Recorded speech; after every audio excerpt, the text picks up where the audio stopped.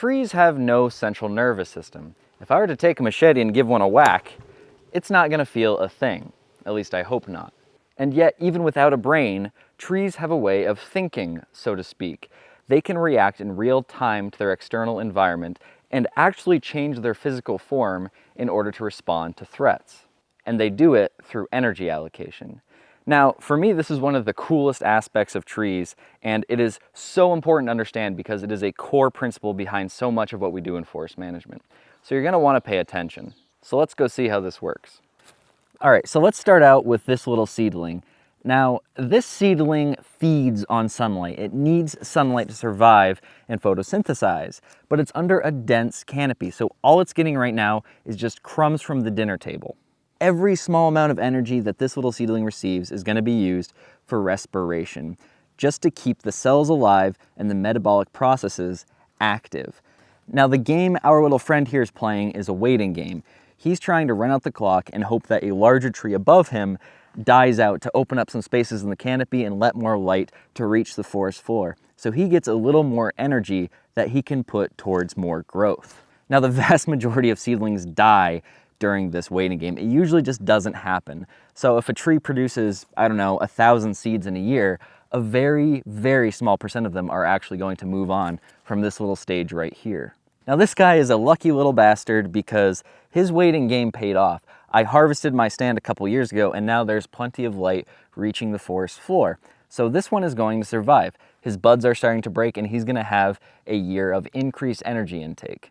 But he's not out of the woods yet because every other tree around him is also getting an increased amount of light.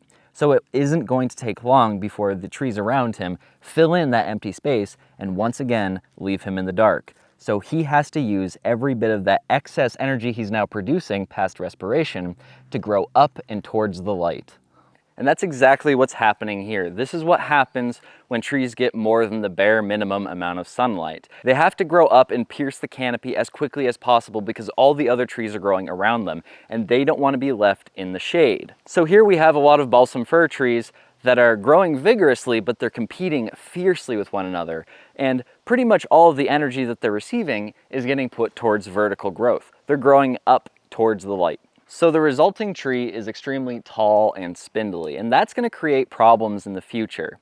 You see, right now, the trees are competing with each other, but because they haven't allocated much of their growth towards growing out the base, they're also kind of relying on one another. They're acting collectively as a sort of windbreak. No individual tree is overly exposed to the forces of the elements such as wind and snow, and so they're supporting one another. But we have the same survival dynamics as in the previous stage. Only a small percent of these individual trees are going to survive.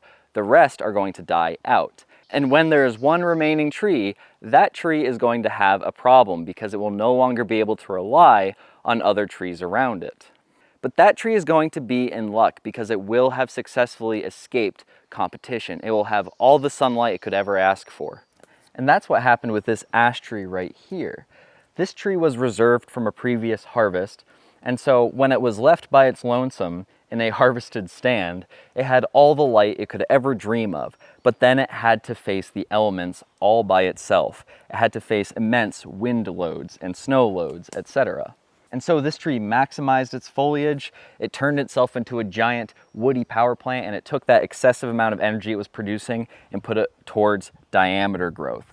Moreover, it tapered itself so it flared more at the butt, which lowered its center of gravity to make sure it could withstand as much wind and snow and ice as possible without toppling over. So to me, that is just absolutely wild. It can physically alter its form in order to best compete with the threats around it. And it does this without a brain. Now, I've been kind of talking about energy allocation, but it's not actually allocating anything. I think the proper word to use is prioritization. It is prioritizing its energy based on how much of a surplus it's producing. So you can think of it like Maslow's hierarchy of needs. The very base of that pyramid is going to be respiration. Once that is fulfilled, any excess can be put towards vertical growth, and then after that, any excess can be put towards diameter growth. And that's an important point because a tree that is grown in the open is going to have the same height growth as a tree that's grown in a dense environment. It's just the tree that's grown more densely is going to be skinnier because it doesn't have the excess energy to put towards diameter growth. So the energy prioritization process effectively works like a brain, and it makes this tree incredibly robust against virtually any threat it will face, except for me with the chainsaw. And this concept really is behind so much of what we do in forest management, because a lot of what we do is density management. We're either trying to get the biggest stem possible, or we're trying to have a nice long clean stem, and we do that by manipulating densities. If there's a tree like sugar maple that we're grading on the basis of quality, we want to make sure it has a nice clean bole free of branches.